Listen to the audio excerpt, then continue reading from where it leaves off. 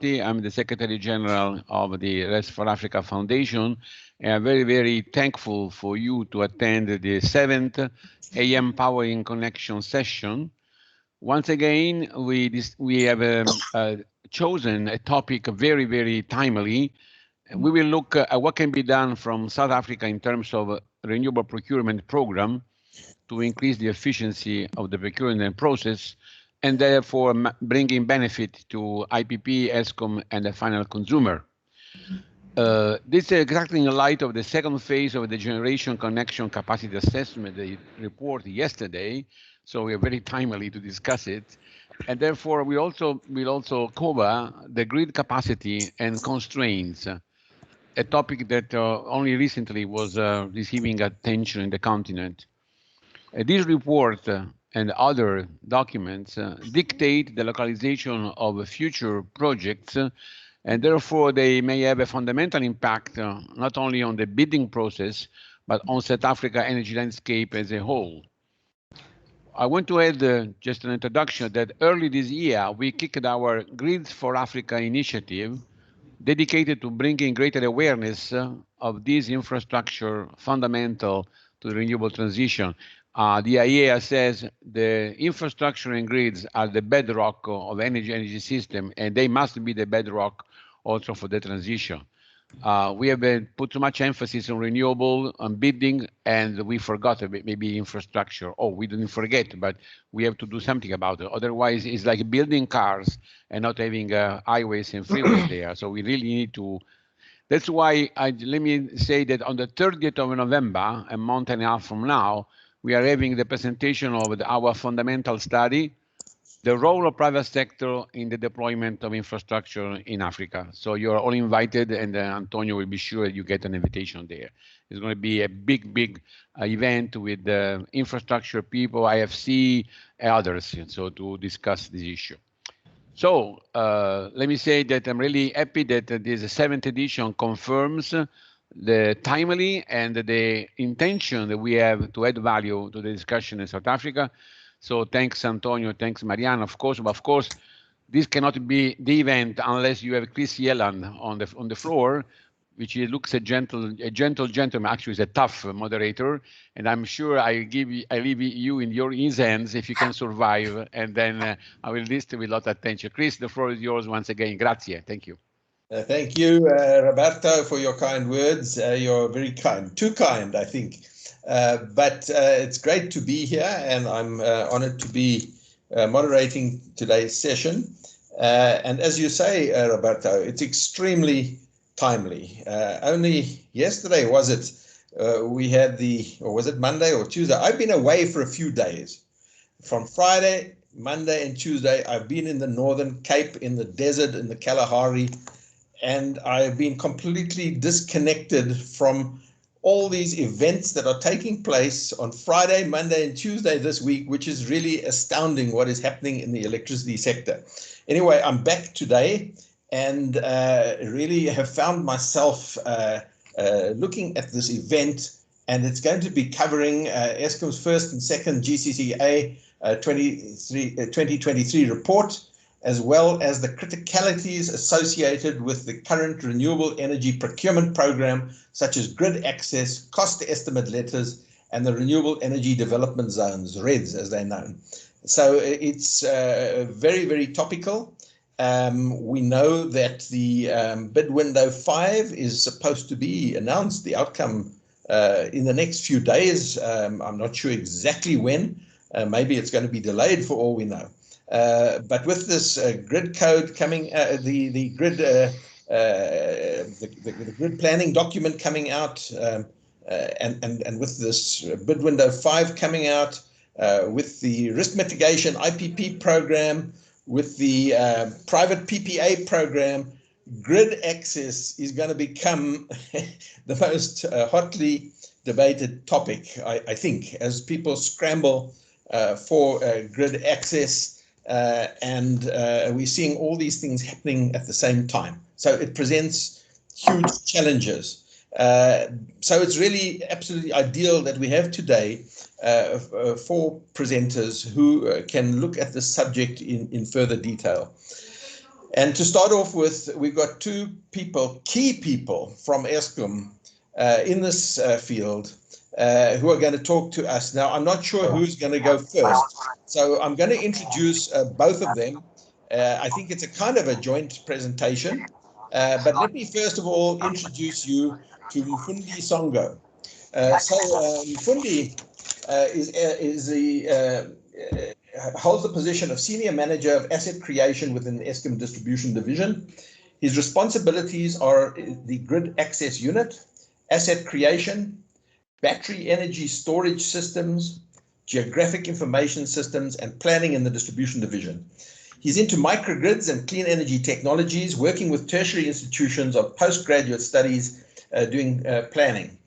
He's held various leading engineering roles within Eskom transmission and distribution divisions, with over 25 years in system planning and expansion on the Medupi, Mababula, the Morapula B transmission integration studies, the Platinum Belt expansion, and the South African Power Pool. So really, we are honored to have you here, Mfundi, as a person who can give us insights into the report of the last day or two. And may I also take the opportunity to introduce Ronald Marais. Ronald has over 30 years contributed to the development of the African power grid within South Africa and the South African power grid. He currently leads the South African Electricity Power Utility Eskom Transmission Strategy Grid Planning section. The key focus areas include strategic grid planning of the South African transmission power grid, Southern African energy strategic planning, and long-term transmission power system design and stakeholder relationship management. Again, another absolutely key person in this topic. So with that, I'm going to hand over to Eskom to make their presentation. I'm not sure who's going first, but I see that your picture is on the screen, Mfundi. So I'm imagining you are going to speak first. So over to you.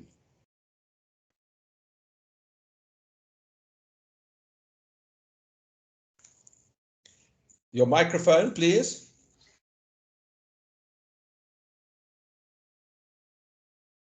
Not yet.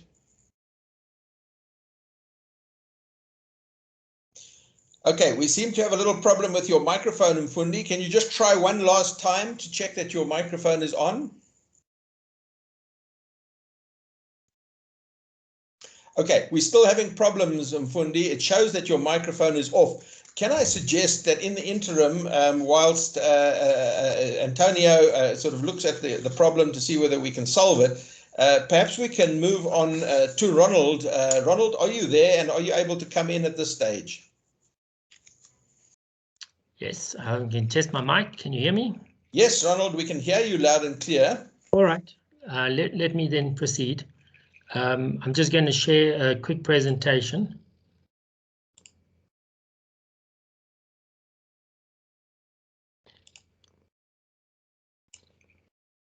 All right. So I'm going to start just with a quick overview of the grid, just to orientate people who may not be orientated. So the demand is about 35 gigawatts, and what is of importance is the load distribution. There's two main provinces, Gauteng and KZN, which dominate the load, and the remainder of the load is spread amongst the peripheral areas of the country and on the coastal areas specifically. So if we look at the demand distribution, what we see is that about 22% of the demand is in the southern part of the country and about 78% in the northern part of the country. When we look at the generation that we currently have, there is significant conventional plants still dominated by coal, and mainly in the Mpumalanga area. And there's, of course, Medupi and Matimba in the north. And then we have some pump storage and gas and nuclear on the coastlines. The renewables are dominantly spread in the Cape, the Greater Cape area, with the wind more to the south, the solar more to the north. And what we see is the current split of generation is also about 21 to almost a 20-80 split, very similar to the load. Now, what couples us together is the grid, and because the dominant load and generation is in the north of the country, we see that this is where the dominant network is.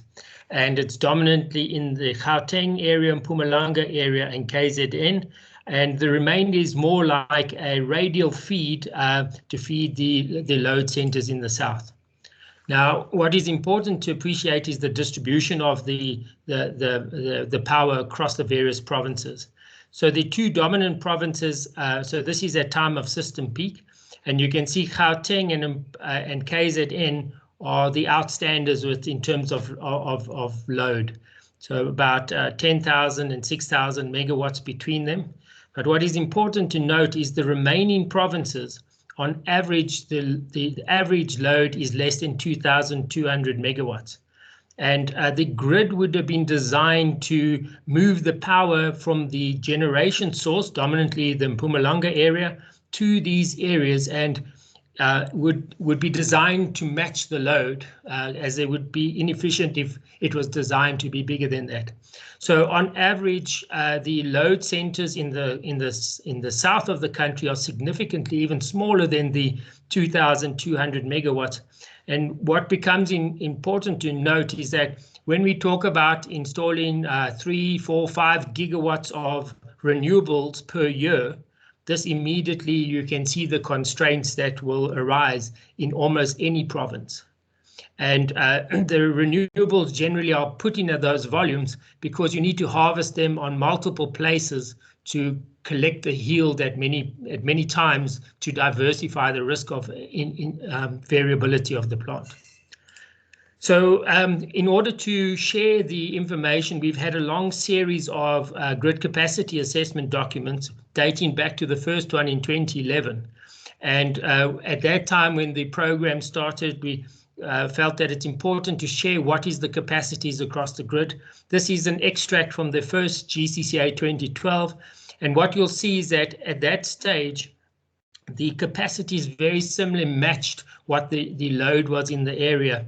And there was about 1,000 megawatts available in the Northern Cape and a limited capacity elsewhere.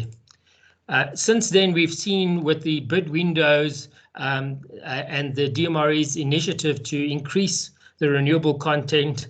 This is an extract from the EIA that have been applied for by, this is incorrectly spelled as DFFE. What we'll see is that there is about 80 gigawatts of applications that are currently in process. 63 gigawatts have been approved in terms of the EIAs. 16 is currently being processed, and about 3,000 have been withdrawn. But what you can see with the applications spread across the country, they're dominantly in the southern part of the country, and they correspond very well with the green and yellow areas, which are the indicated areas from the wind and solar resource study done by the CSIR and Department of Forestry, Fisheries and Environment. So there's a good correlation between where these reds are, where the resources are, and where the applications that we see are coming through. And when we have a look at the value of these resources, the left side shows the solar, the yellow shows the indicated preferential siting for good resources, environmentally friendly areas. And we look at the colors in the various shades below that, shows the effective yield difference between the different areas. So the darker the red, the greater the value of yield, which means the cheaper the resource would be. And the darker the color, so looking on the coastal areas, the poorer the resource would be. So it would cost effectively more. And what you'll see from solar, there is a wide spread of availability, a number of environmental constraints in the north, but still some opportunities. But as you move out of this area, the effective yield reduces, which effectively increases the pressure on price of electricity. If you look at the wind sites, you'll see a very similar but there's less opportunity to diversify this across the country. And the dominant wind locations that are favorable from an environmental point of view, as well as a yield point of view, are also located in the south of the country. And as you move away, this yield significantly declines.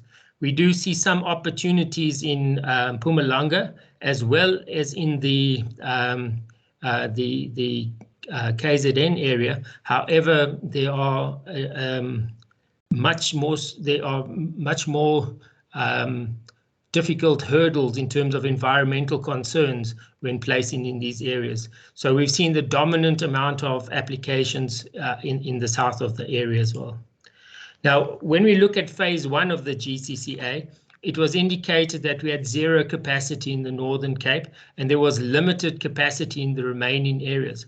However, what is often not mentioned is that from 2012 GCCA to 2023, we've actually committed more than 8,000 megawatts within this area.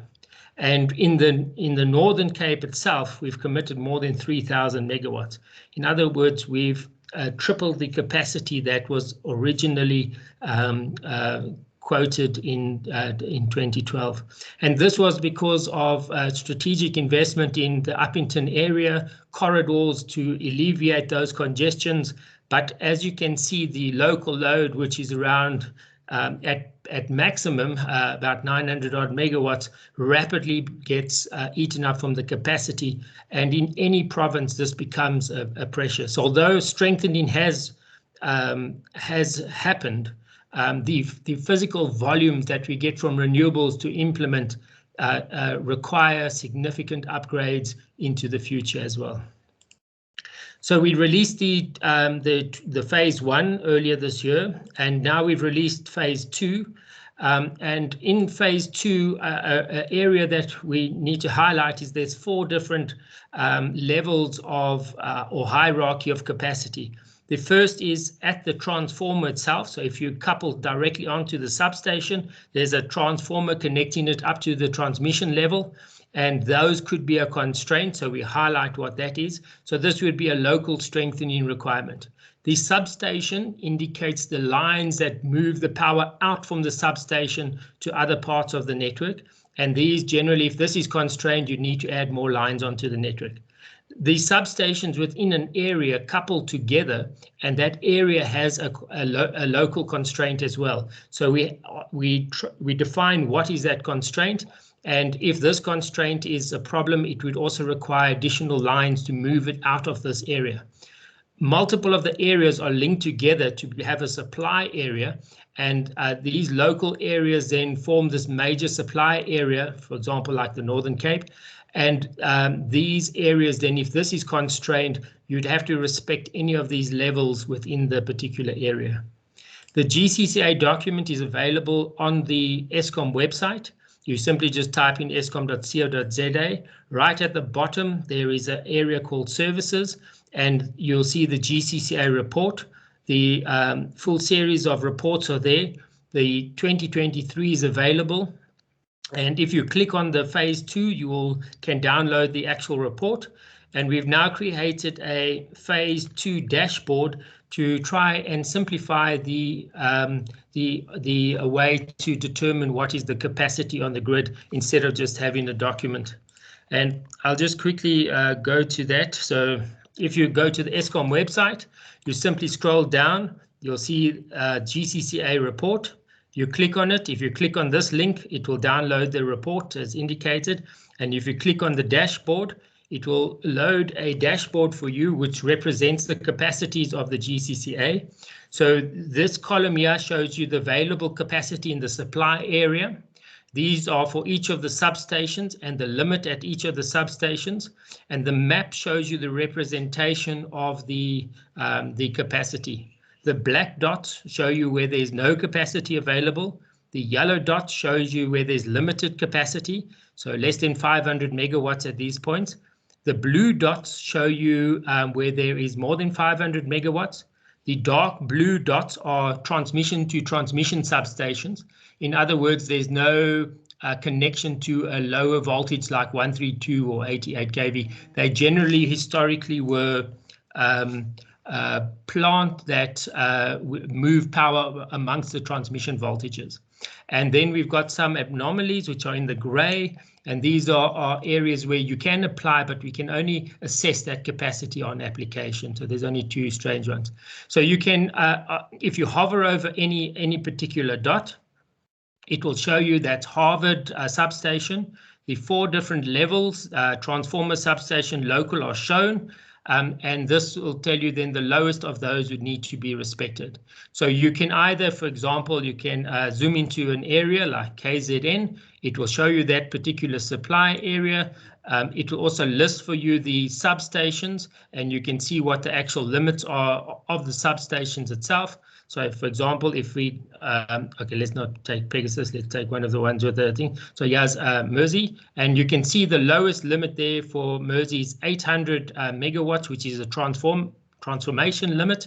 But from a substation and local area, there's quite significant capacity. So you'll see in Mersey, there we go, is the limit of 800 megawatts, and the total area limit is 5,600.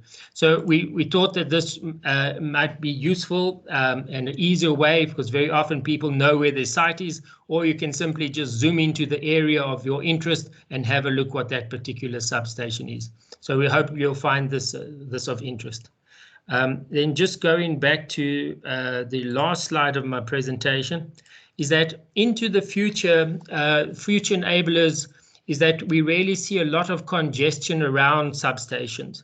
And what we require is to make sure that the connections are rapidly built, and they're built in time.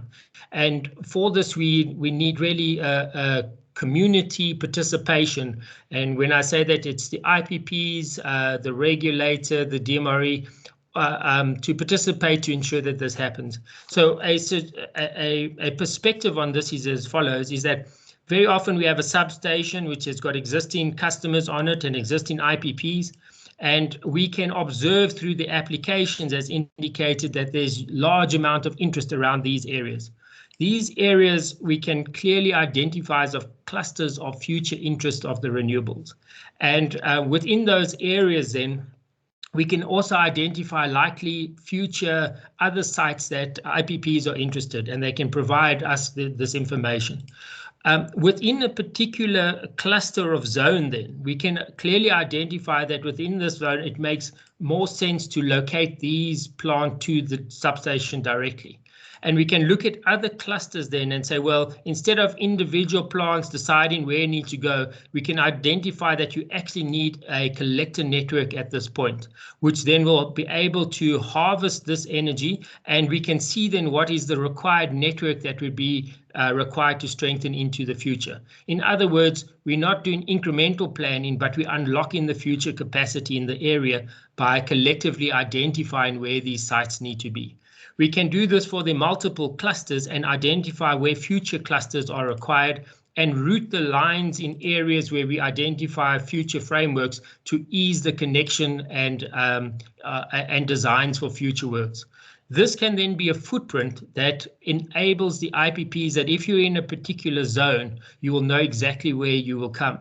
But it also enables that the infrastructure, not only at the local level, but also at the backbone corridors can be clearly defined, and that clear definition can ensure that acceleration can happen at the time. Within these zones then, each of these zones, depending on the infrastructure, would require a different timeline before they would likely realize. But then each of the timelines within these clusters can clearly be defined and released so everybody knows when these clusters could be made available in terms of the strengthening. And this can support then the early release of the projects. And what would be required as well is we often speak about the grid, but what the grid requires is also funding, and not funding, it needs revenue from tariffs to secure that we can build this equipment. And we need not only support to get capital funding, loans, but support to support the regulator to give us strategic tariff increases to ensure that we can pay for these, so that the renewable energy connected to the network is at the cheapest possible price. And this is what the network enables. So my last comments is that, and I'll just put this on, is that if you think of disruptive technologies, which is often quoted like the cell phone smart technology, or for instance, Uber, the question goes is that if the networks that underline these disruptors, for example, the cell phone 3G, 2G, 3G, 4G, 5G networks, if they weren't rolled out strategically before the smartphone, would the smartphone disruptors really have had such an effect? Or if the internet wasn't capacitated and had reliability, would Uber really take off? Now, renewables being a disruptor, the ability for the renewables to take place, to have a market, depends on having a strong, reliable grid. And unless that grid is invested in preemptively or strategically, the ability for that disruptor to take place may be retarded. Thank you very much. Well, thank you very much indeed, Ronald, for those insights. And it really is heartening to see that the transmission people at Eskom are trying to put in place the necessary infrastructure, and not only that, to facilitate information about the state of the grid. This transparency, this new transparency, I must say, I think is very critical, and we're going to hear later on this morning from a developer and hear about their issues and their problems, and how this work that Ronald has explained to us, this very welcome work, can be assisting developers and in the end assisting the country and employment and new generation capacity coming on stream in the least possible time. So with that, I'm going to try again to see if Mfundi can connect, and whether he can, in fact, get his microphone working. I know there were some technical issues earlier. Mfundi, are you there? And can you come online? And let's see if we can hear you this time round. Hi, Chris. Good morning, colleagues. Can you hear me? Yes, we can hear you, Mfundi. That's great that that's been sorted out. Much appreciated. Oh, thank you very much. I've just had I've had that sorted from my laptop. Thank you. Sorry to interrupt you. Good morning. I think Ronald is still sharing his screen. So Ronald, can you please stop sharing? Thank you very much. Over to you, Mfundi. Thank you, Chris, and thank you, Ronald.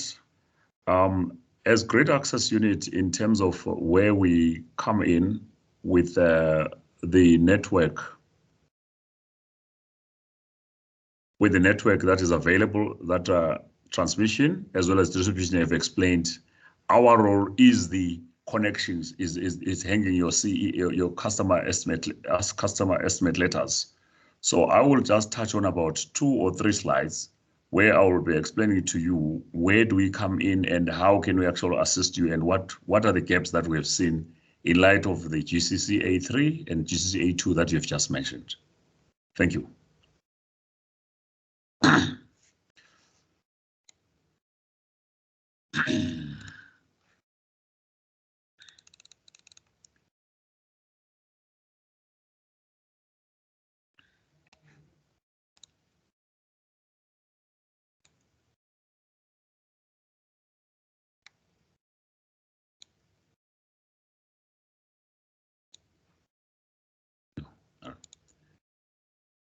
Can you see the presentation?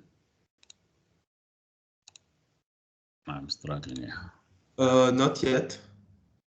Yes, now we can see it. Sorry, it does hold on. Can you see?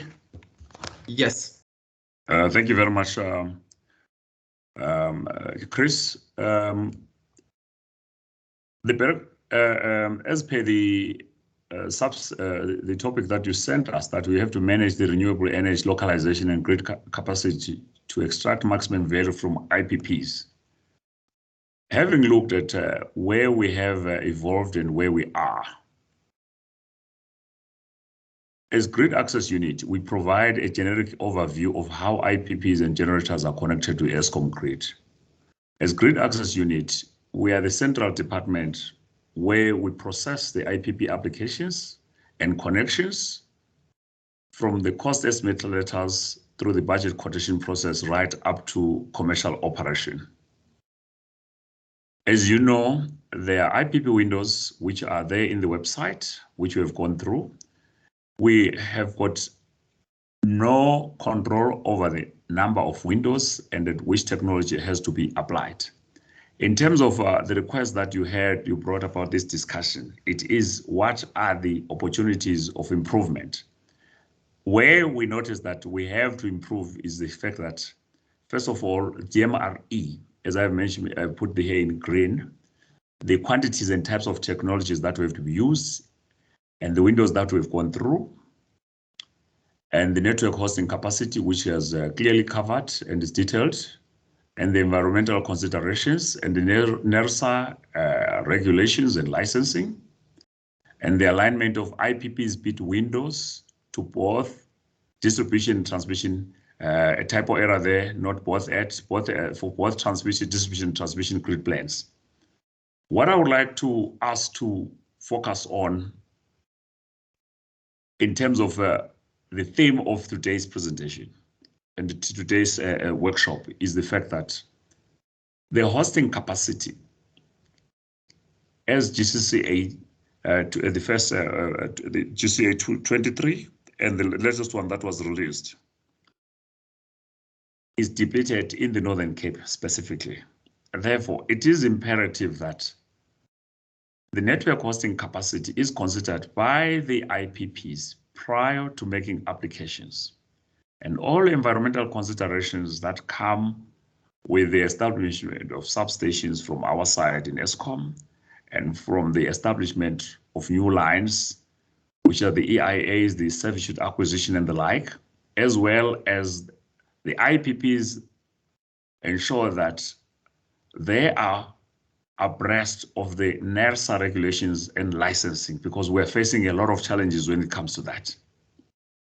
And then in terms of the alignment to both windows at transmission and distribution level, it is imperative that the IPPs ensure that their engineers understand the cutting line between a transmission network and a distribution network, and they do extensive consultation. In the previous bid window, we had several situations where the IPPs would be expecting a connection at a distribution level, but when you go further, you discover that is at a transmission. It should be connected at the transmission level.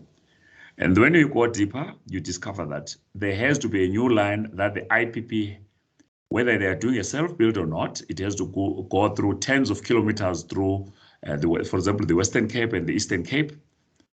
And that is proving to be difficult to align with the IPP's expectations and the cost estimate letters issuing. In terms of the stakeholder management, the local communities are an important and integral part of the engagement on the IPP side, both from Eskom as well as the IPP side. On the build options, the self-build option looks like it is going to be how things are going to be done to do upstream infrastructure. This is available. It was developed to ensure that there is a timely implementation of upstream work, and it is funded by the IPPs. The Eskom build program on the other side is lagging because we've got funding challenges and we've got capacity issues in terms of ensuring that we deliver. But however, if you look at the IPP connection process, the first row, Eskom does the construction. If Eskom is doing the construction and connection of the networks and tests and commissions the integrating network, and then synchronizes the network to the asset, and then we have got a project closure and we hand it over. If you look at the generators, the IPPs, the self-build says that you also have to construct and work and hand over the equipment to Eskom and test and generate the generators, and we have a closeout. The second row on the self-build, it is incumbent upon the IPPs to fast-track all the processes. We are currently having challenges in terms of capacity, and we are having a lot of budget quotations that are being revised because the IPPs have got no designs. Their designs, either they are late or they've got other challenges which they did not foresee. So there are a lot of learnings that are coming, and would like to encourage a lot of IPPs to actually engage a lot in terms of understanding that thin and fine line.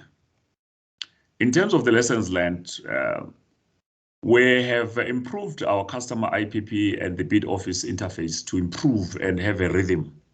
And as such, we've got much more regular sessions with the IPP office, and would encourage the IPPs to engage the IPP office first to register. We had a number of IPPs in bid window 5 that had not registered with the IPP office, but they just simply paid the cost estimate letter fees to Eskom. And on further interrogation, we discovered that they were not in the IPP office list. And that creates a lot of communication to and fro between us and the IPPs. As grid access unit, we are in a centralized space. We ensure that there is accountability, there is control, and all your needs are dealt with in a logical manner. However, there are challenges that we are facing, and would like to appeal to all the IPPs, or even the IPP reps that are in today. There are a lot of late applications that come towards bid window closure. And the IPP office has to appraise you as the IPPs, and the IPP office on the other side. We're engaging with them on what are the steps that have to be taken before quotations are issued out. There are a number of IPPs that bring in incomplete information. There are large volumes of applications that just come towards the end, say a month before wind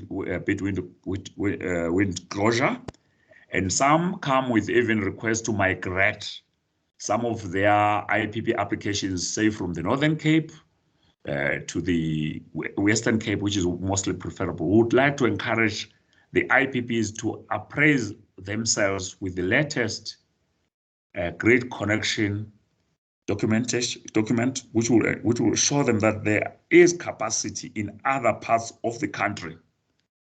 And in so doing, they should ensure that the environmental issues are aligned so that everyone is contributing towards the last document, which is the connection document. We are contributing towards ensuring that the IPPs are connected when we've got energy. And we've got a number of areas of improvement, which I've just mentioned. And then we have got lessons learned that we would like to discuss if ever IPPs or themselves have got others other than what we have discussed. And the forums that have been set up, would like to ensure that they are utilized. And with that, I would like to say thank you. If ever there are any other questions, we can discuss them further. Thank you. Thank you very much indeed, Mfundi, for that presentation. I think you've outlined a number of challenges that your department faces in processing cost estimate letters, budget applications, and issuing these final approvals. I'm sure there's a lot of questions arising. I know I have a number of questions myself, but I think between you and Ronald have presented some very interesting information that is of great value to developers, and we're going to hear from a developer in due course. But before we do that, I'd like to introduce you to our next speaker, and that is Crescent Mushwana. So Crescent held an MSc engineering degree in electrical engineering from Wits University. He's currently at the CSIR as an engineer in Energy Systems Research Group under the CSIR Energy Center.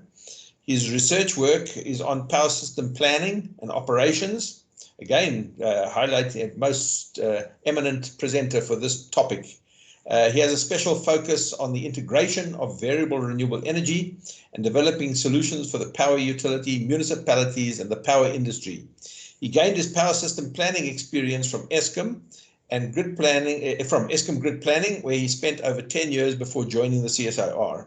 His current research work has strong linkages with the Eskom grid planning and systems operation, as we've heard from our previous speakers. So really, this is like a natural progression and an important contribution coming now from the CSIR. Crescent, if I can ask you to switch on your mic and your camera and share your presentation, we look forward to hearing from you.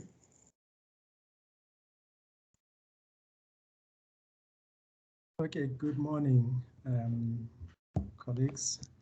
Crescent, can you put it into a presentation mode?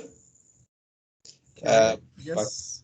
Clicking that little screen right in the bottom right, that's it. And if you can probably do it twice, I think, to get it to go full screen. Okay, cool.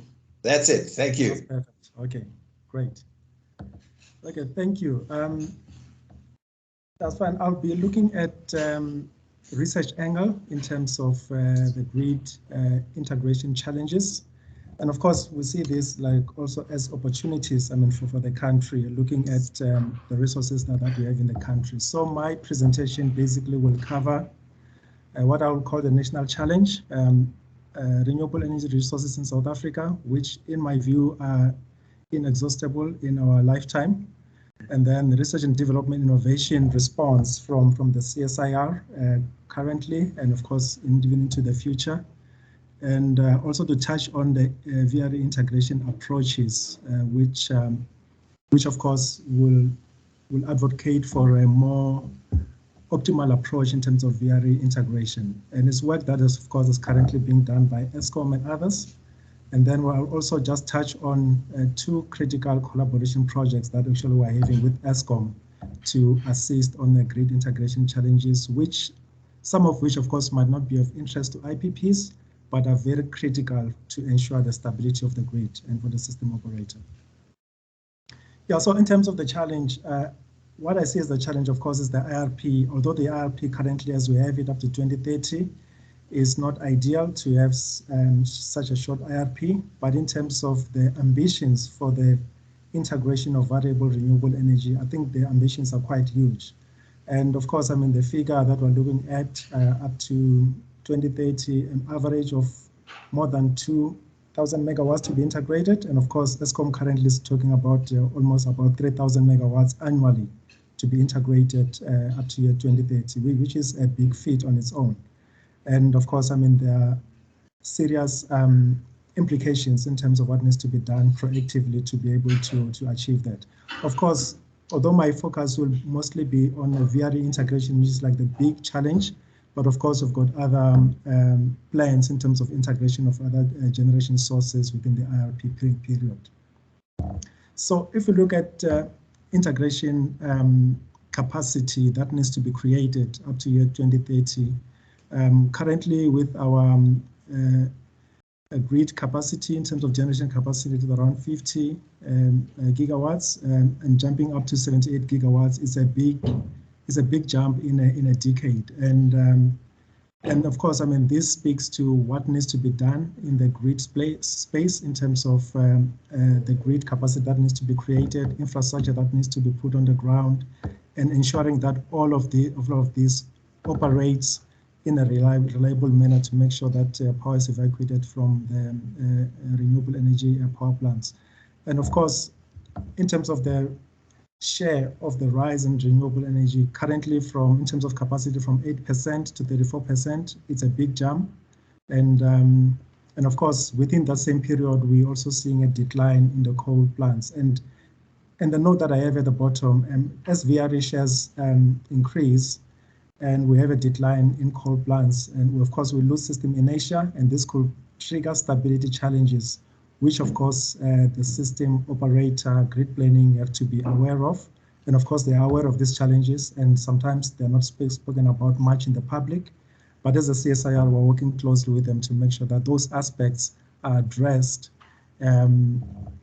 in addition to, of course, ensuring that there is grid availability for integration. With this slide, without going into too much details, I just wanted to highlight here, like in terms of the capacity, up to 2030, of course, in terms of VRE, currently from around 8 to around 34%, but of course, in terms of energy share, we also see a big jump from around 4.9% currently, and then up to 24% by year 2030. So these capacities are huge, I mean, to be achieved like in a 10-year period. And the likes of ESCOM, grid planning system operator, of course, they have to make sure that the grid will be able to be designed and also be planned in a proactive manner to be able to make sure that these capacities will be integrated in a stable manner. So that's really the challenge. Yeah, this slide, I always like to show this slide just to show that in terms of, although this slide in terms of the renewable energy development zones, it was the initial phases. Now we had like the latest phase, we've got like additional zones indicated.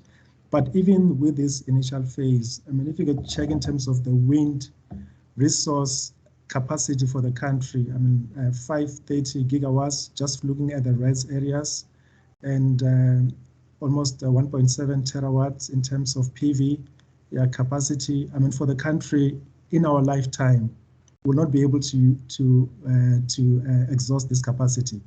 And of course, there was always talk of like offshore wind sometimes, but in my view, looking at the capacity that we have onshore, going offshore could be for special applications. Onshore, we have more than enough resources.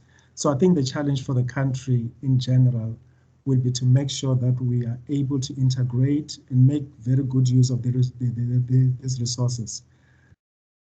Yeah, so in terms of the response from the CSIR, we see this, of course, like as a big challenge. Of course, everything is driven by the energy transition in general to high shares of renewables.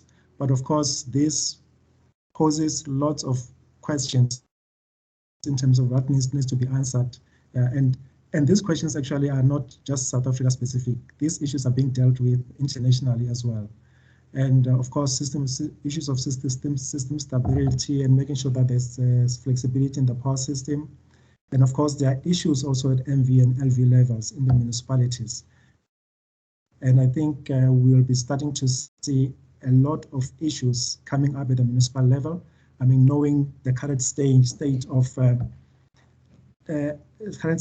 disrepair in some of the municipal infrastructure, and having a lot of renewable energy and embedded generation connected at that level. I mean, those will be serious challenges. And with microgrid developers, we see a lot of development going on in that space, but some of the development that's going on, of course, is not done in a scientific manner. So we're working in that space as well to assist a lot of microgrid developers to make sure that the energy mix that they design for is something that can be sustainable. And of course, with microgrids, our view always as the CSIR is to see a system that is integrated into the future. So even with microgrids to be integrated with the grid, we see that as a much more efficient power system. And then in terms of our RDI response, of course, we have planning and operations guidelines that we develop for others. We have worked recently with the power utility in Malawi, ESCOM in Malawi. And of course, we look at also various tools and models that we develop for VRE integration, and also provide direct support in terms of development of standards and codes, and also capacity building in terms of VRE integration, in terms of training and all of that. Yeah, so we do all of that work in the CSIR as a response to this challenge, and of course, working closely with our partners. So in terms of VRE integration, of course, there is a conservative approach. I won't go into much details about this slide, but in a conservative approach, each plant is looked at individually without taking into account the statistical approach in terms of the timing of the load. And with this approach, most of the time, the capacity of the grid will be designed such that only 100% of the individual plants should be accommodated. And of course, I mean, this will speak more even in terms of the backbone network. Yeah, but we've done a study as the CSIR as part of that wind and solar aggregation study to also look at the approach where you can be able to look at what we'll call an optimal approach, where you'll start to take statistical approach into account in terms of the timing of the different energy sources. And with this approach, we've seen that actually you can be able to integrate even up to 130% more in terms of VRE integration for the certain points with the multiple plants connected without any curtailment. And if you have to account for maybe 5% curtailment, and curtailment, of course, with storage, you can be able to use to be able to store that curtailment and utilize it for other sources. But if you have to take into account curtailment, up to 180% more capacity could be created to integrate at the same point. And I think these approaches are being used internationally, and of course, I would think that Eskom also is looking at these aspects. And with this, we can be able to utilize the same grid and be able to integrate much more. And of course, in terms of the challenges, of course, I mean, with the previous slide just speaks to only integration, but as you integrate these variable energy resources, there are challenges at a system level that needs to be addressed. And this is where we are working closely with Eskom. Of course, there's always a buzzword, power system stability, like when we speak about the IRP in terms of what needs to be done regarding what we need to connect in the IRP. And as I've indicated on the slide, mostly in most developed countries, frequency stability is their main challenge in most cases when they have to integrate renewable energy. But in South Africa, we have parts of the grid which are strong, and we've got other parts of the grid which are pretty weak. So in terms of stability challenges, we will have the whole lot that we have to deal with. And it will be important for, as plans get integrated, for these aspects also to be dealt with at a national level. And that's why we're working with Eskom to make sure that power system stability issues for strong and weak parts of our network are addressed as the work continues. So it's important to highlight that in terms of stability challenges, there are tested solutions that currently exist to address all different types of stability challenges. In terms of inertia issues, if we've got issues with synchronizing torque, if we've got voltage issues in terms of voltage stability issues, and also if we've got short circuit issues in some parts of the grid. There are solutions that currently exist, but the challenge is to make sure that the grid is proactively and strategically planned to make sure that we understand where those solutions should be integrated in the grid, where they will be able to be effective to make sure that the grid is stable going into the future.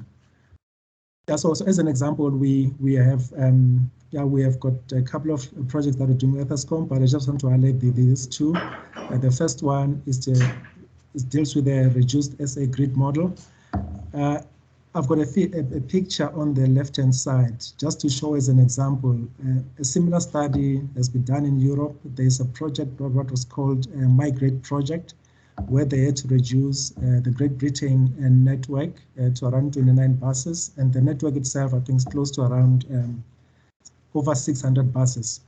And the reason for doing that was to be able to study different scenarios in terms of making sure that with the high shares of renewables that are expected in Europe, they'll be able to operate the grid in a stable manner. And it's a similar thing that Eskom is currently doing. So we're working with Eskom to look at the reduced grid model, which will be used for various studies. And in our case, of course, studies like the IRP in terms of dealing with the grid aspects.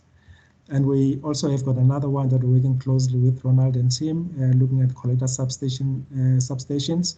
And of course, even the issue is to make sure that the grid topology is proactively planned to be able to integrate high shares of renewables, but of course not compromising other system dynamics that have to be ensured in terms of making sure that those hubs where large amounts of renewables are expected, they'll be stably integrated and will be able to operate them in a stable manner going to the future. And these type of studies, of course, will require more than the normal studies that Eskom does, will require testing some of the integration challenges that we have, especially with the inverter behavior on the real-time digital simulator, which the CSIR has.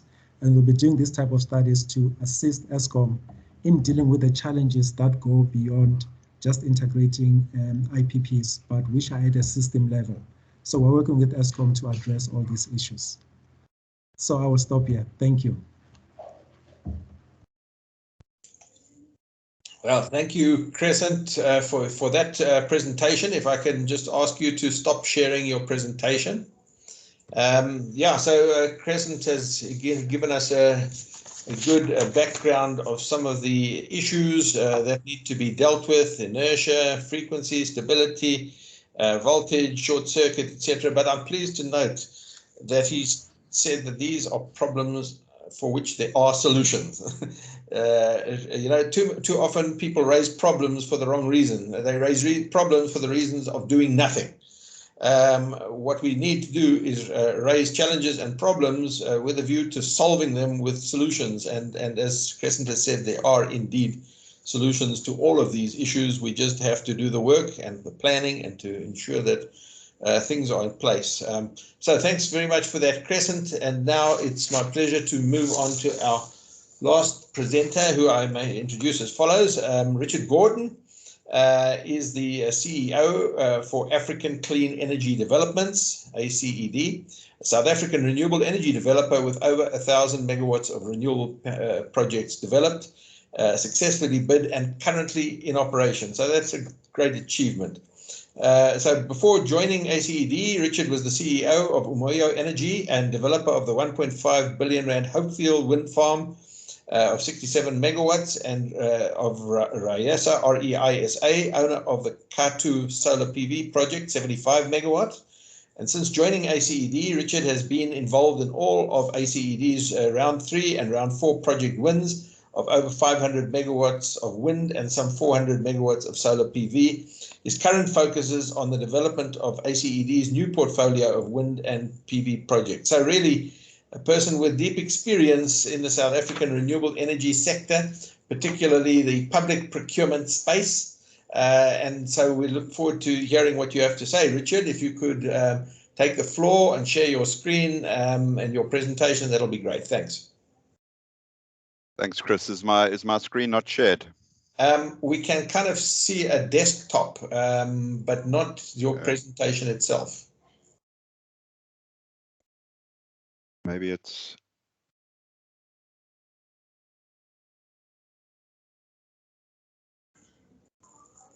Is it now visible? That's right. And if you can put it into a presentation mode by clicking that little button twice. Are we there? No, just click it once more, that same button. We're not there. It's not going into presentation mode, although I think we can see it pretty clearly. So let's not worry. You can talk to this screen. It is just in normal PowerPoint sort of mode, but you can go from slide to slide. Okay. So thanks very much, Chris, and good morning, colleagues. I think I just want to cast our minds back. If you go back to 2008, we had a massive power crisis in this country, and it really damaged our reputation and damaged our economy. And this power crisis came as no surprise. Everyone knew that growth was outstripping supply, and we were caught in a policy paralysis at government level. And Eskom was actually the innocent party here. Government didn't allow Eskom to do what Eskom said it needed to do. And in the end, nothing got done in time. We had this power crisis. And even furthermore, the resultant Medupi and Kusile procurements were rushed. And although there were many errors associated with that, one of them was the fact that it was rushed, and we had more damage and overruns to our economy and our reputation. So what I'm very scared about is I see a repeat performance on the horizon. We have well known that we're going to retire a large part of the coal fleet. We know that the coal fleet currently matches the load geographically, but that the new gen that's planned does not. This is well known. I mean, I've seen Ronald present his very, very competent analysis of all this 4 years ago. This is all well known. And the fact that we've accommodated 8,000 megawatts of renewables rather than the 4,000 speaks for itself. It's been using up the available grid that is there. So the new gen, whether it's nuclear or gas on the coast, or PV and wind, which, if it's going to be optimal, should be in the northern, the western, and the eastern Cape, it's problematic. The grid doesn't exist, and we're going to fail to serve the load with this new gen. And given the lead time for new transmission projects and the status of some of the planning and some of the permitting, there's a very, very real risk that we're going to fail by 2028 when these coal plants are falling off and falling over, no matter how long we try and prolong them. They just have a shelf life. Now, we're very blessed in our country. The PV in the Northern Cape supply area, it's world class. But importantly, it's at least 10% better than the Free State, at least 12.5% better than the Northwest Province, and at least 18% better than Mpumalanga. So one does not want to put PV in these suboptimal positions. It costs the economy. The tariffs will have to be increased. Sure, we need a just energy transition and some must go there. But that should be the result of a conscious policy decision, not the result of a knee-jerk reaction because our grid isn't in place. And anyway, right now we have a huge challenge to meet the 30-odd gigawatts that needs to be built before the end of this decade. And at least 2,000 megawatts of I said here bid ready, I should say shovel ready projects in the Northern Cape are now frozen. Position in wind is no better. The wind outside of the Cape regions is at least 10% worse on the average.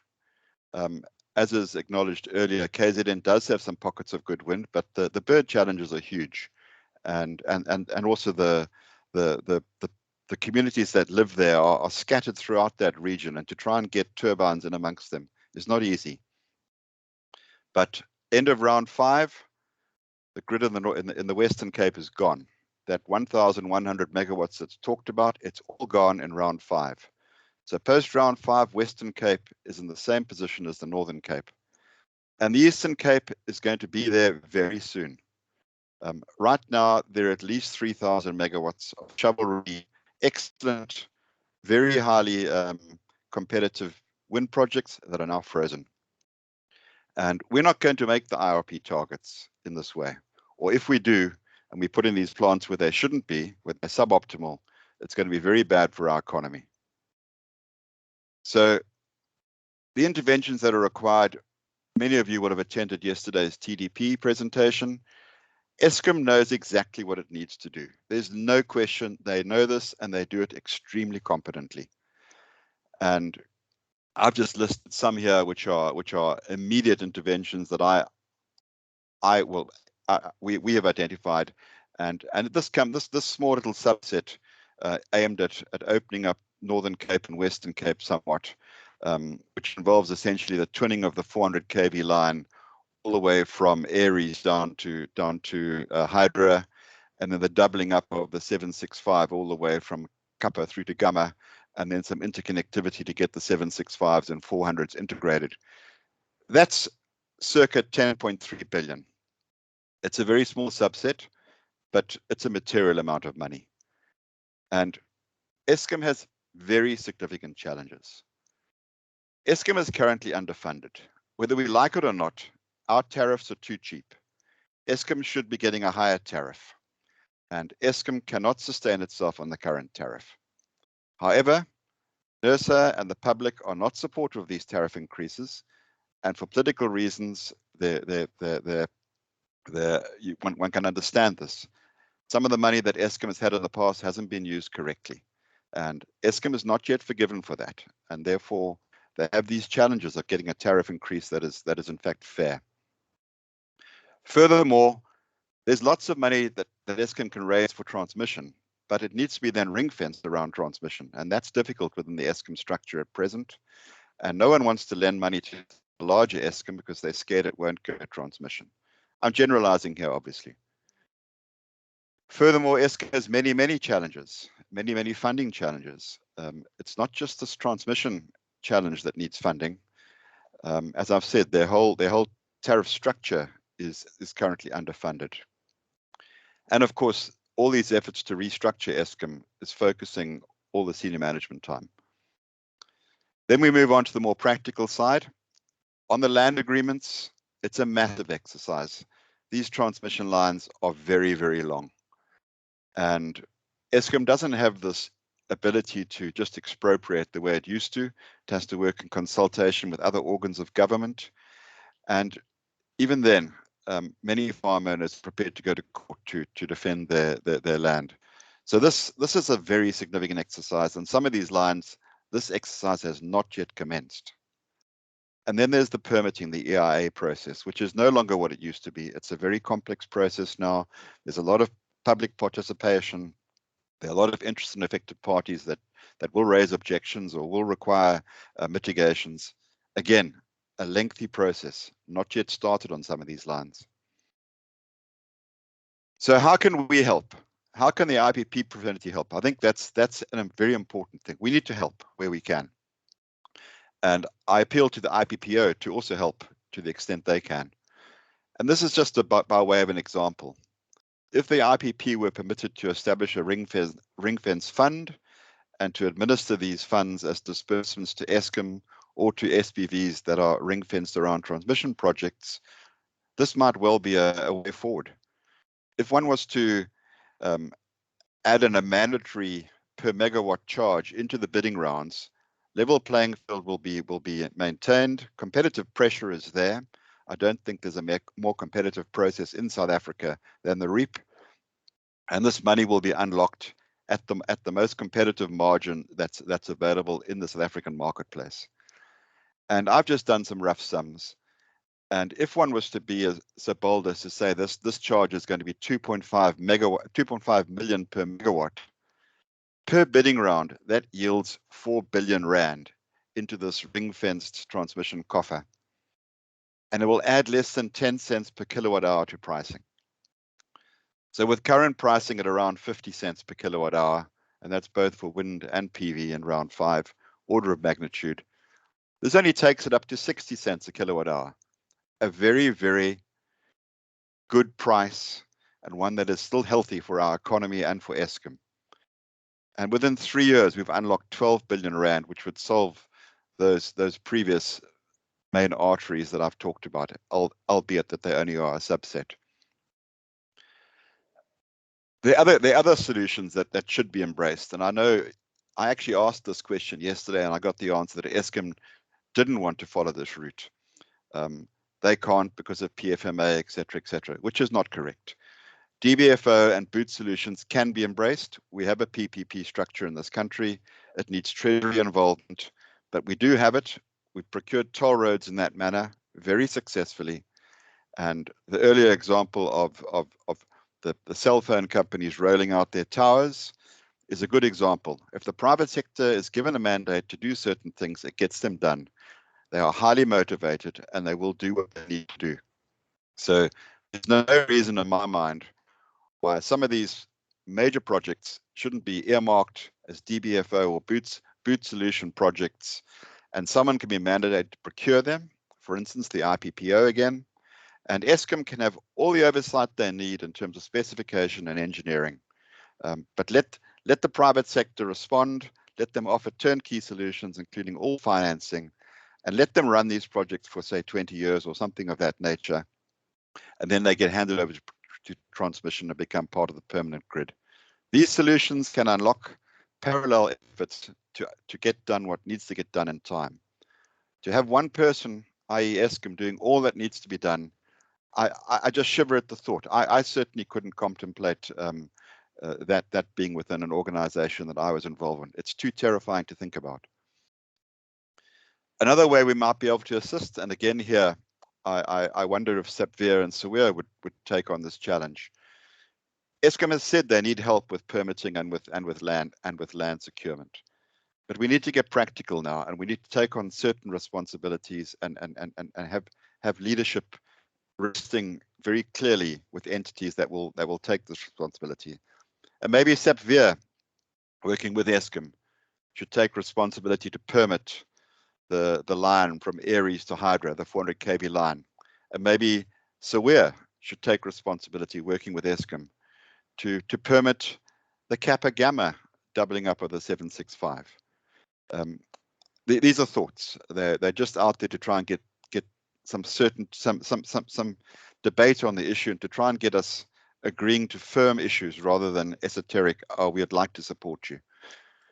And finally, I think we face a crisis. I think central government needs to know that we face this crisis. This is far bigger than a DMRE issue or an Eskom issue. This goes to the heart of our economy. And so Treasury and economic planning need to know about this crisis. We just can't contemplate going back into the 2008 blackouts. If we hadn't had the economic turndown at that same time, those blackouts would have been even far worse than they were. But they broke our spirit for many years. And the current blackouts or brownouts that we're going through are nothing compared to what will come if we don't get this grid fixed. So we need to all recognize this, and we need to get some decisive action going. IPPs can assist, but clearly we need higher level planning and direction involving DMRE, Eskom, IPP office.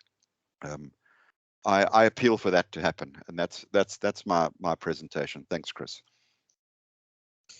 Thank you very much, Richard. Very sobering, outlining the issues, but also pleasing to see that you have made a call to action and that you have presented some possible solutions, which obviously, as you indicated, need to be explored further.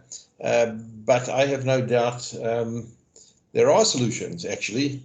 As other presenters have also pointed out, we just have to do the right thing for a long time and put aside ideological difference and focus on being pragmatic and getting things done. Richard, if I could ask you to stop sharing your screen, and we're now going to move on to the question and answer session.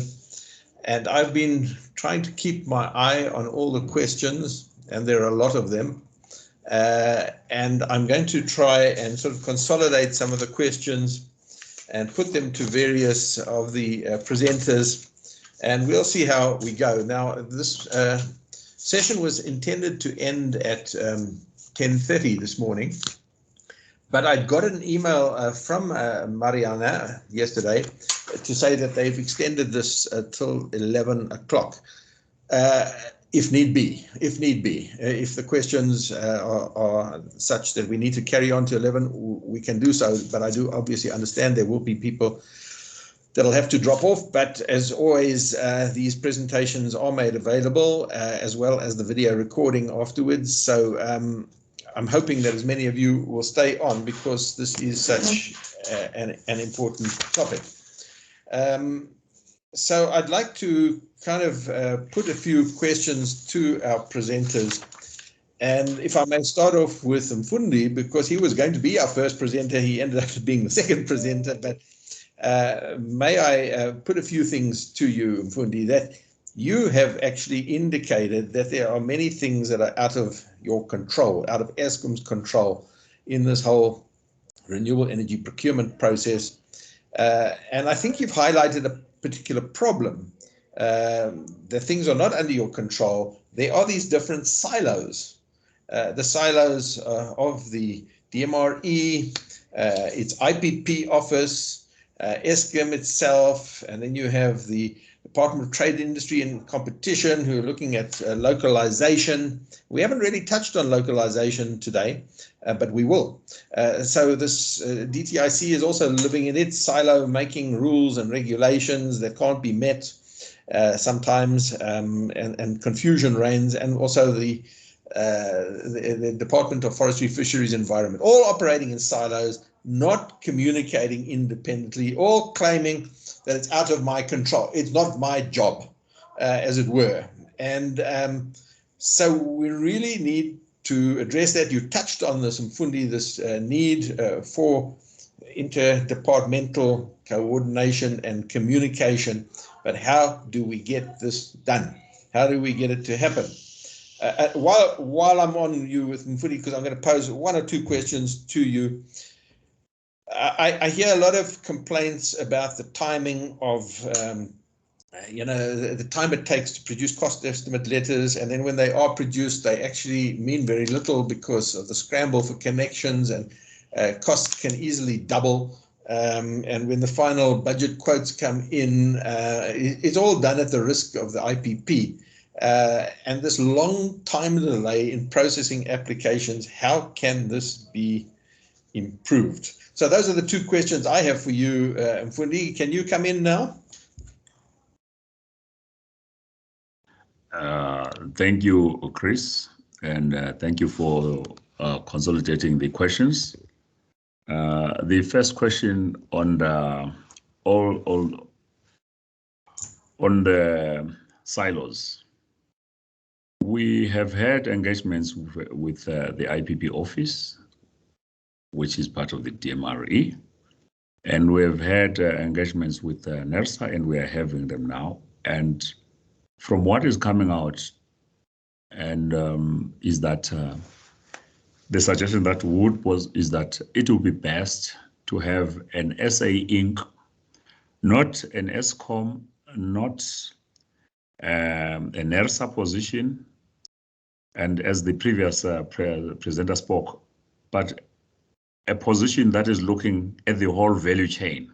How does this affect the long-term sustainability of the energy sector, and how does regulations such as the environmental issues, which are part of the NERSA regulations, affect the long-term sustainability of the IPPs and the energy sector and the economy?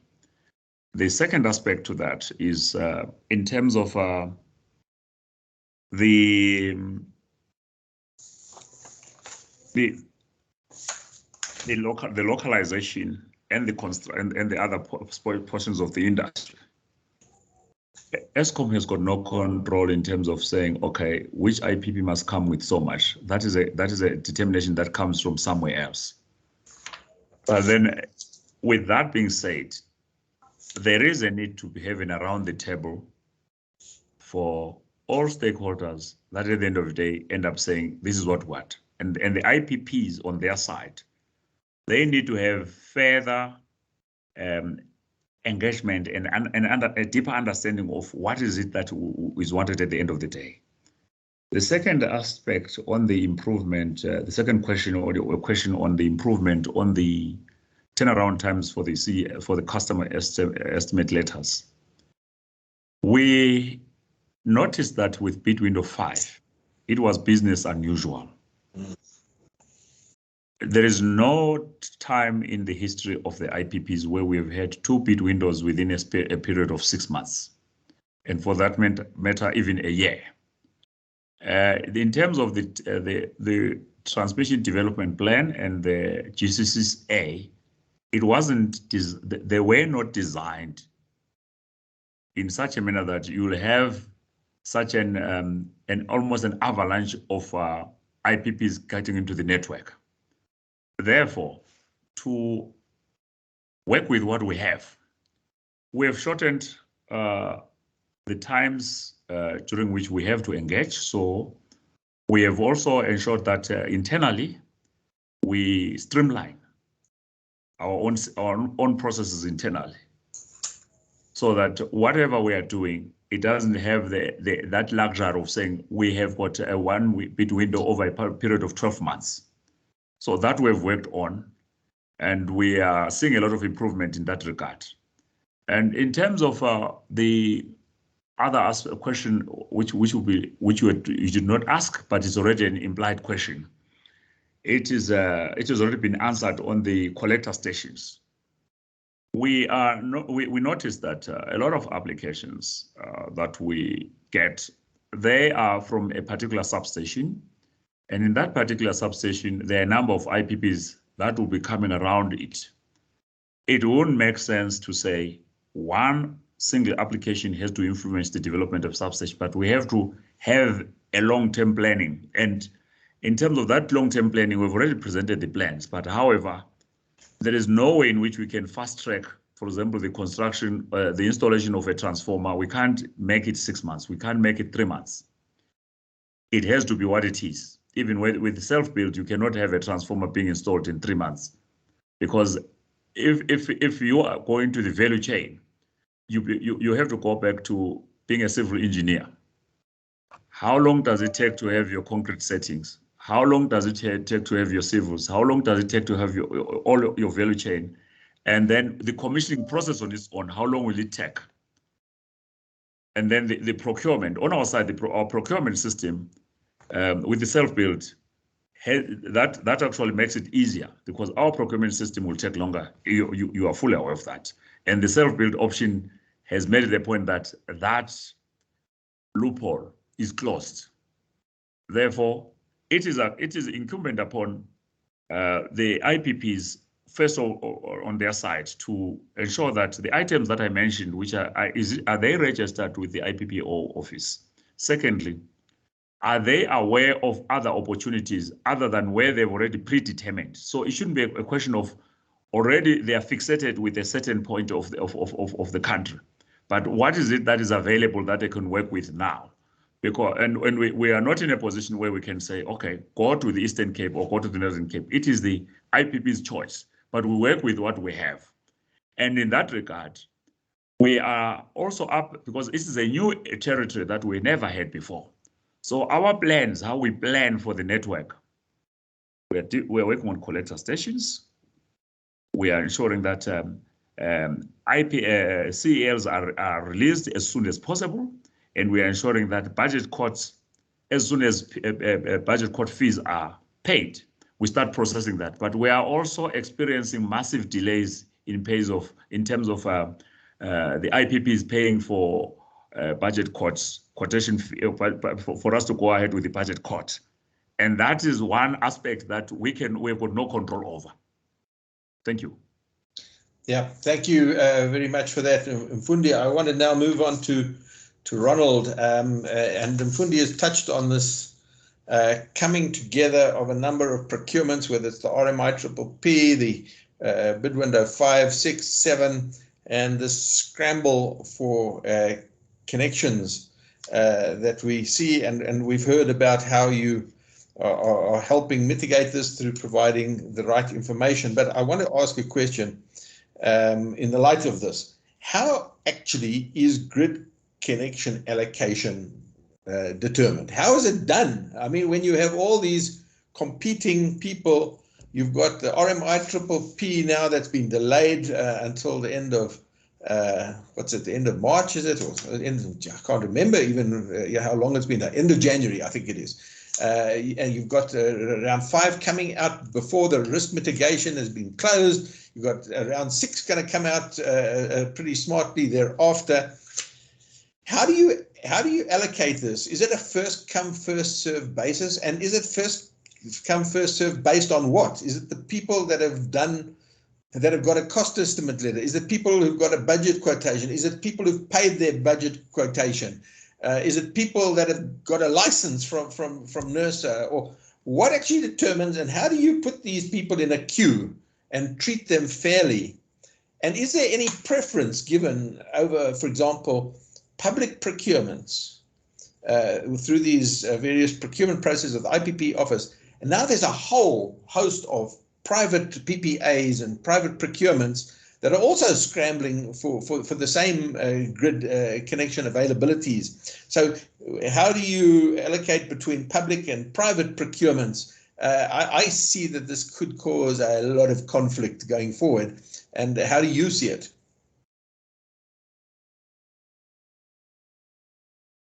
It is definitely a challenge. The current way of addressing it is really quite simple, in that the license conditions and grid code says you have open access to the grid, and you have a process of applying to the grid and then formalizing your connection onto the grid. And that is through the application process. So the cost estimate letter is an indication of your interest, okay, and it's non-binding. But once you have received a budget quote letter and you accept that letter and you pay your fees on that connection, it's a commitment that you are going to connect, and that capacity then is assigned to you. So the only way that we can allocate any capacity is based on a commitment on a budget quote letter. The only exception that we have for that is for the bid windows, where we keep the, once preferred bidders have been announced, that capacity is indicated. So even in the GCCA, once that has been announced, then that for us is locked in. But any other requirement is until the budget quote letter. That is the only process that we have at this stage to fairly allocate a commitment. Otherwise, you could have anti-competitive behavior where people lock up capacity in areas and they intend to build, but they never build. So the budget letter really compelled you to use that capacity, and that's why it's a good indicator, because you put in hard money on the table to make sure that you're connecting. And just to clarify, there's no preference between public or private procurements? Not at all. I mean, everybody, even internal to Eskom and so forth, they follow exactly the same application process. You get a cost estimate letter, you get a BQ. If you don't accept the BQ and falls away, it's gone. So it's only any process. As I said, the only area there is the procurement. Once a bidder, preferred bidders have been announced, we lock it in at that stage. But that's a process we use for anybody, and the reason is that's basically what we prescribe to follow in the grid code.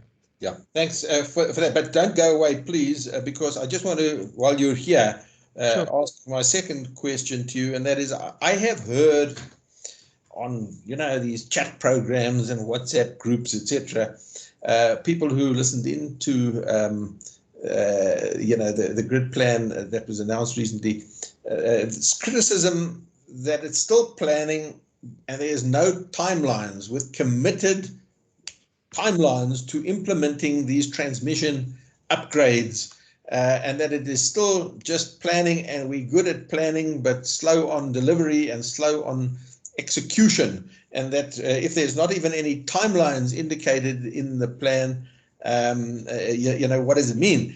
Look, I haven't read the plan yet in detail because, as I mentioned, I was away these last few days. But can you respond to that criticism?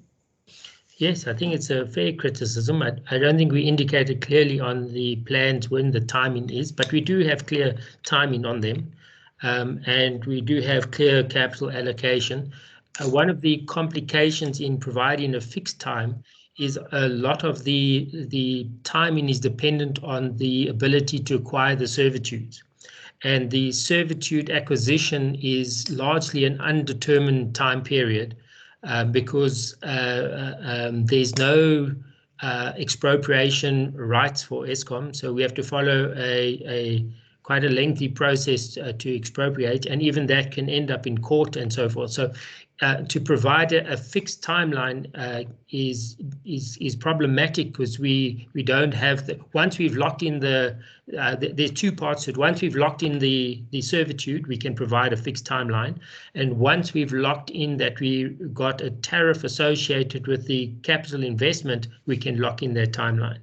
So then we can commit to the build requirements. Until then, we provide an indicative program of when we anticipate it to come in, and foreseen of the general timelines that we require to obtain these rights. However, we've had many experiences where where landowners are not favorable to us building the lines over their land. And this, of course, we build in lines over 800 kilometers of distance. So there's multiple landowners that you are exposed to that may have this position. And this is exactly along those lines. There's a lot of IPPs that are wanting to construct their plant that have good relationships with the same farmers or same landowners. And this is why we encourage them to assist us to acquire these servitudes, because without that, it's very difficult to give hard timelines. And then secondly, the process of applying for the tariffs to ensure that we can invest is also very important, that we can make sure that those tariffs are locked in, so we can commit to the investment of these projects. So if those two issues are resolved, we can firm up the timelines. Until then, we can give an indicative value of when the projects are required to come.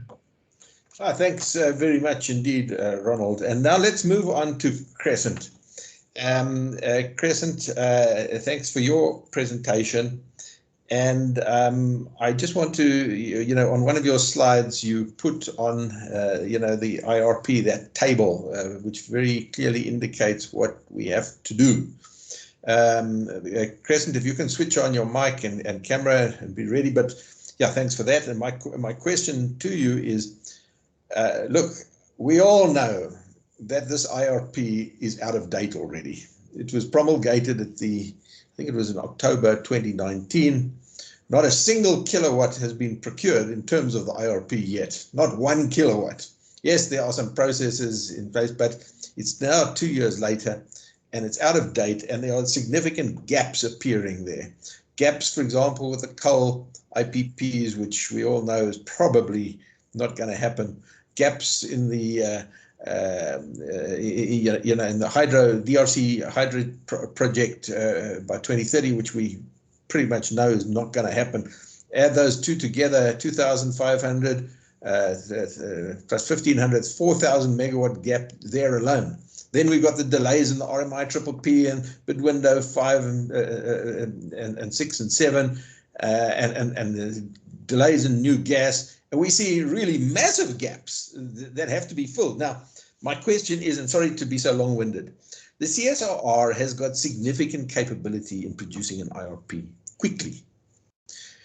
But there seems to be some kind of a toxic relationship between the DMRE and the CSIR, or am I imagining things? Maybe I'm imagining things, but it would seem to me to make a hell of a lot of sense for the DMRE to contract the CSIR to do the job properly once and for all, to avoid the politicization and the lobbying that takes place around particular technologies, and get somebody that is technology agnostic like the CSIR to do the job properly and quickly, and get this thing updated so that we can move off with the right footing. Without a plan that is based on facts, we're kind of heading nowhere fast. What is your thoughts about this relationship and the role of the CSIR, and could the CSIR do it? I know I'm throwing you a hot potato, yeah, but I know you can take it.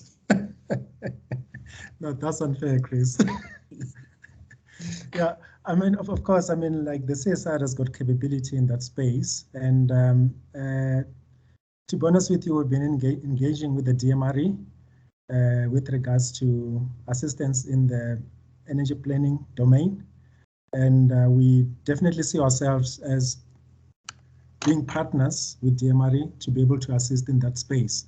But of course, in terms of the RP, I think the best people to answer around the RP, of course, is the DMRE, definitely. I would run away from this question. I know, of course, you know, everyone runs away from it because it's got an owner, Chris.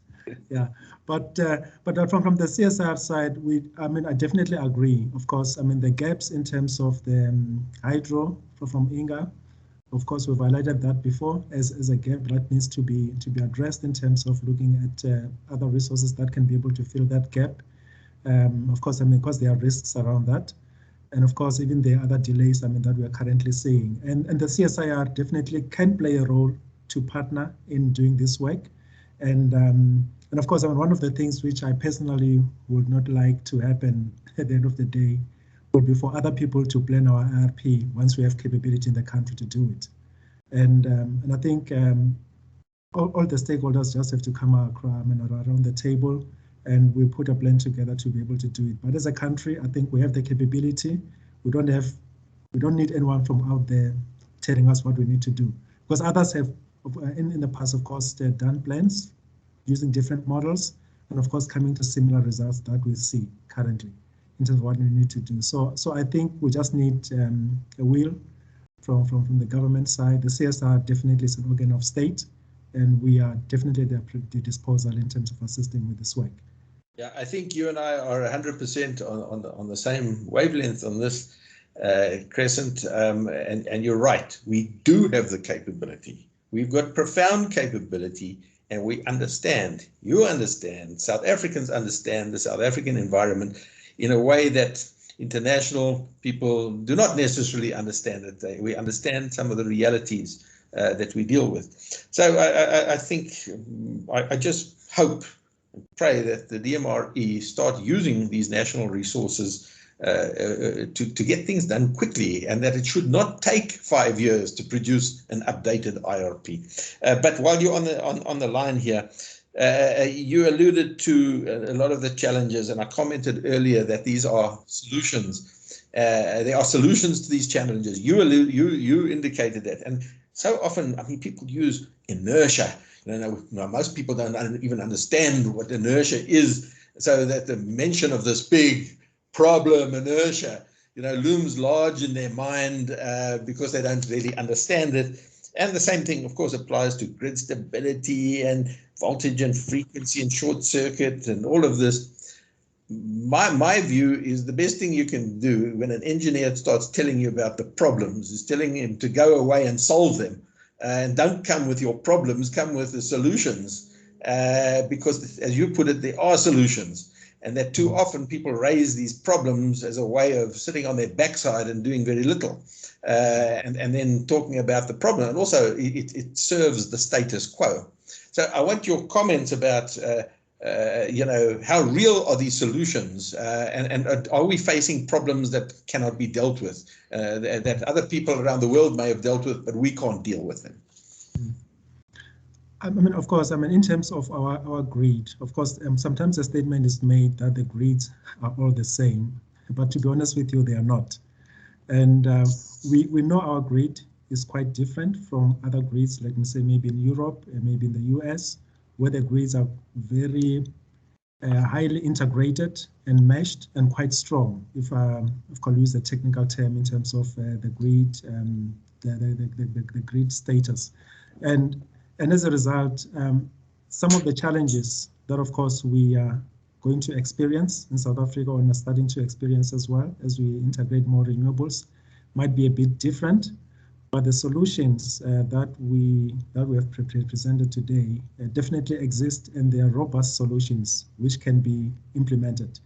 And of course, like issues like stability and all this type of issues is stuff which engineers in Eskom deal with on a day-to-day basis. So they know how to evaluate the network, analyze the network to be able to understand what needs to be done in that space.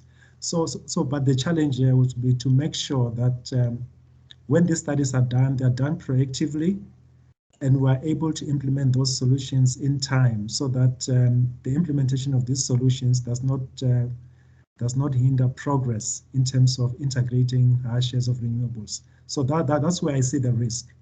That, if you've got inertia issues, make sure that the solutions, either synthetic inertia or maybe synchronous condensers that need to be installed, are done at the right place and at the right time, to make sure that that grid, which is said to be available, actually is really available, because the solutions are installed as part of the plan. So I will see the work that we are currently doing with Eskom leading into that space, where some of these solutions will find their way to be clearly defined in the documents like the TDP, in terms of high shares of renewables that are expected, to make sure that they are implemented. So these are robust solutions known around the world. The technologies exist, and of course, some of the technologies are still being tested in terms of synthetic inertia and all of that, but the classical ones exist to be able to solve the same problems. Yeah, so in my view, these solutions are real, and the proactive planning in terms of making sure that we implement these solutions in a timeous manner and coordinated with what needs to be integrated to the grid will be critical. And that's where the work with Eskom, and of course with the DMRE in terms of implementation of the IRP, will come into play. So that the word stability and all these aspects are no longer used, but we, as part of the IRP, will have technical solutions to solve these problems as part of the plan. Yeah, thank you so much, Chris, and I really appreciate the positive sentiments that you've expressed about what we can do in South Africa, both from an IRP point of view and from technical solutions to the issues of integrating significant quantities of variable renewable energy into the grid, which is sometimes raised as a huge bogeyman to frighten people off in the public perception of variable renewable energy. So thanks for that. So I'm going to move on now to Richard. Richard, you have, I think in your presentation, and this is not a criticism, but I'm throwing out a bit of a challenge at playing devil's advocate. You have really focused on public procurements, which I guess is understandable because that's the space, I think, where you really come from. But have not really talked about the role of private procurement. And here I'm talking about, firstly, the rooftop space. I'm told by people at Sapphire that it's something like 1,000 megawatts of rooftop panels are being procured every year, imported, of course. And that if that is the case, that is a massive contribution towards meeting the new generation capacity needs, which you've so aptly described. We've also seen, the private PPA space, they're up to 100 megawatt typically. People like Sasol, people like Anglo, people like Goldfield, in fact, all the mines, large industry, commercial, industrial space. One's talking about like maybe 2,000 megawatts or more per annum from that space. Then you move into the municipal space. If you look at the big Munichs, Durban, Cape Town, City Power, Ekurhuleni, Tshwane, they all talking some pretty big numbers. And that also adds to this contribution.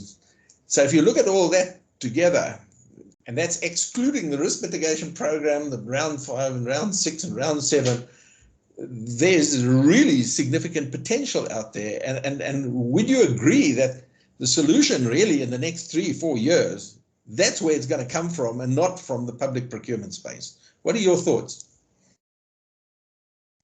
Yeah, it's a very good point. There's no doubt there's a massive market there that's growing every day.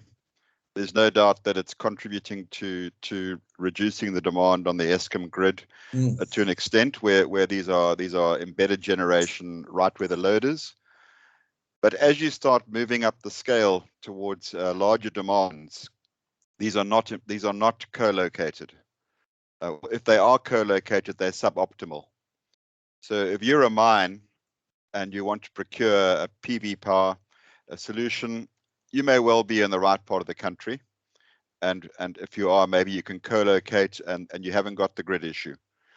But if you're not co-located, or you want a wind solution because that suits your load profile better, you have to use the grid, and you fall into the same problem then.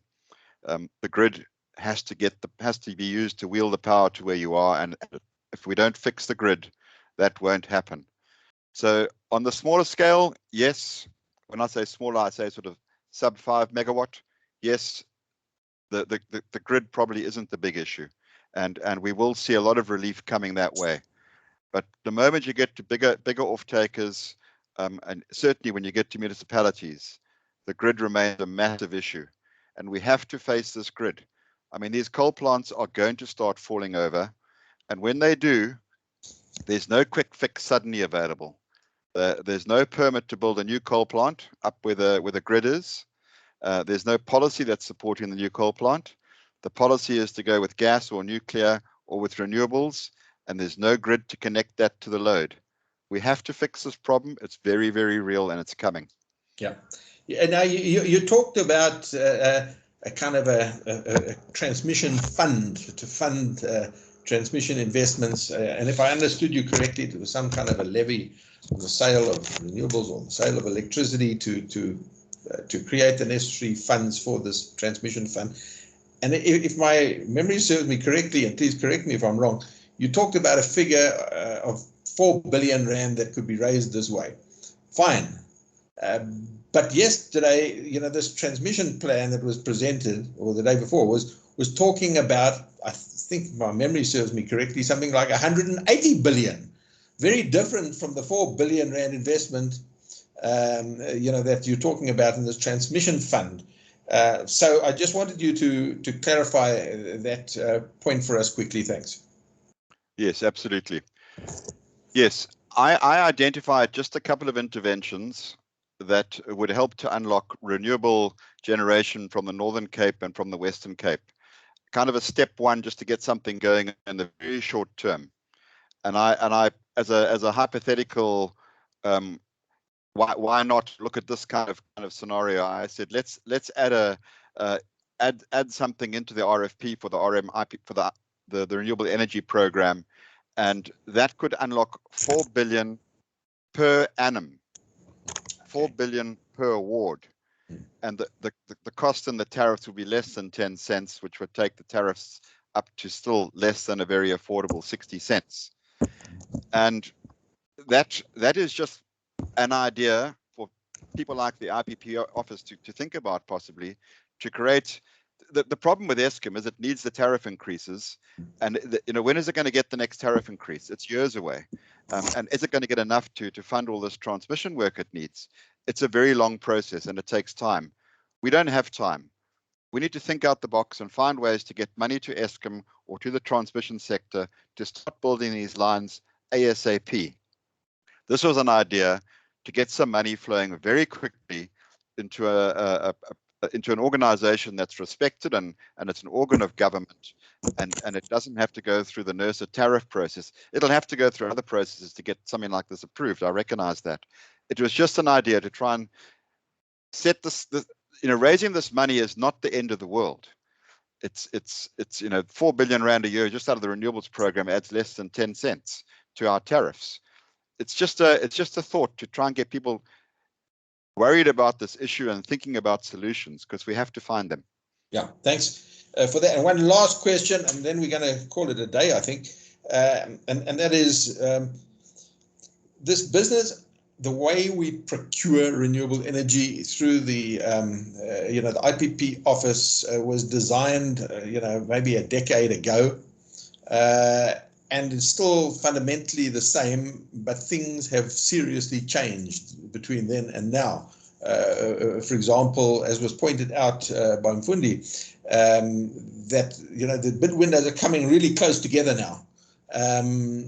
And that's very different from the way it was. Secondly, when we started, there wasn't this problem of grid access nearly to the extent where we sit today.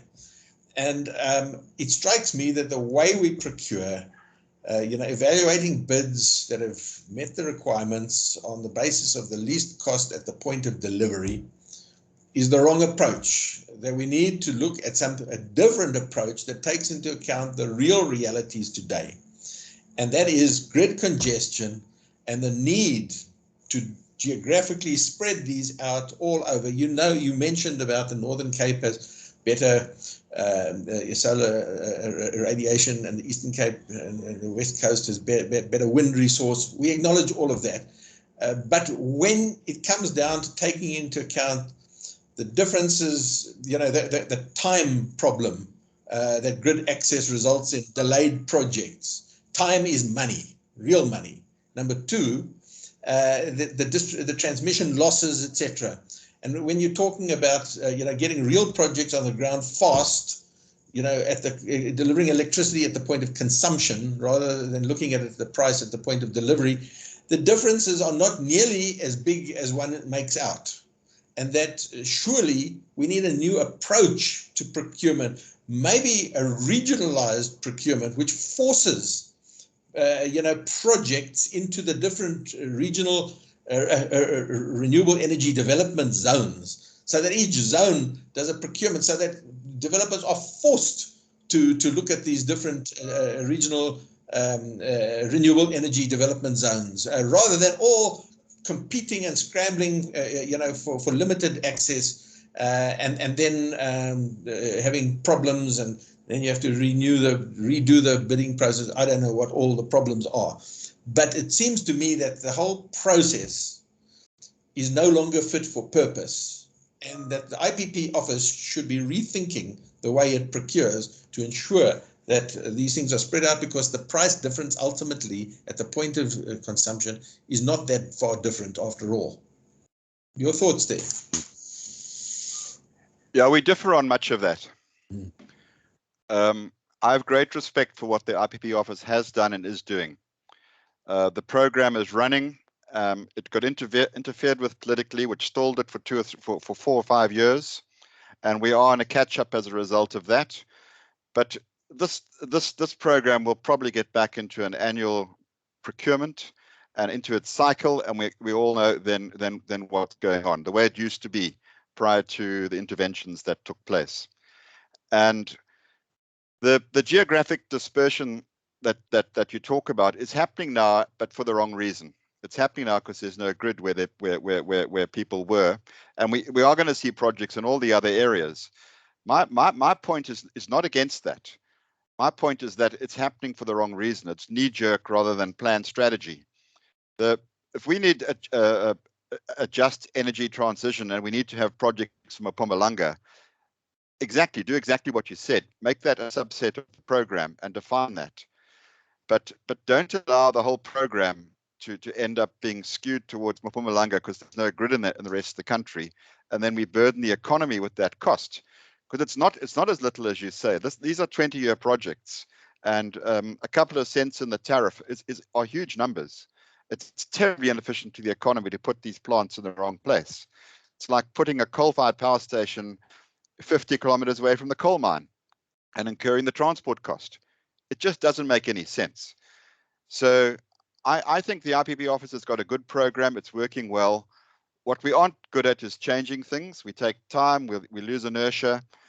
RMIPP is an example of that, which isn't nearly as good a program in my view as the renewable energy program. It's got numerous complications, including resulting with very expensive power, and it's by no means emergency power. The best thing they could have done would have been to advance round 5 and just procured it. So I think we shouldn't try and reinvent the wheel. We've got a good program that's running.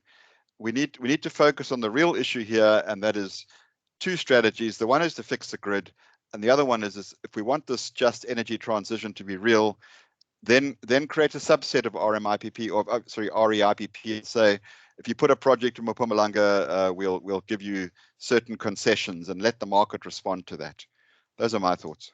Yeah, thank you so much, Richard, and thank you to all of our presenters today, Richard and Fundi, Crescent and Ronald. I think it's been a very stimulating discussion. I've learned a lot. I hope the watchers have also learned a lot. I'm sorry we haven't answered nearly all of the questions. I hope Race for Africa will try and address some of them in due course. But it's now my duty to hand back to Mariano and Antonio to say a few closing words. Thanks on my side for participating and engaging, and we look forward to the next one. So back to you, Antonio and Mariana. Thank you very much, Chris. Thank you for your great moderation. Today has been really such a rich discussion until the last minute. Indeed, we were not able even to answer all the questions raised in the chat. So actually, Lorenzo Villona shared the link for the LinkedIn group. Probably we can have a follow-up there answering all your questions. Thank you also for all the speakers. As you know, this is a monthly meeting. Probably Mariana can also tell us about what could be a possible topic that actually could be also chosen by you in the group, and what is probably also the involvement we could ask you. Thank you very much. Thank you, Antonia. Thank you, Chris, and all of you for the extra time, and of course to our contributors today. Very valuable contributions. Yes, for the next session we are thinking to address the topic of the decarbonization. That of course is a very big, another big issue at the moment, considering also the European and the worldwide involvement on this. And yes, we will launch a survey on our LinkedIn group by asking your involvement on what we are developing on the possible decarbonization pathway for South Africa. And yes, let's see to the next session. And yes, we will take all the questions and we'll send to you the materials related to today's session. Thank you so much. Thank you, Chris. Thank you. Chris, sorry, just 10 seconds to tell that actually we are also developing a study on the topic we discussed today. So actually this is not the last slot to talk about this. We will present a study with that we are developing with CESI, actually also having the support of ESCOM. So for sure we will talk about again this topic. Thank you very much to all. Bye-bye.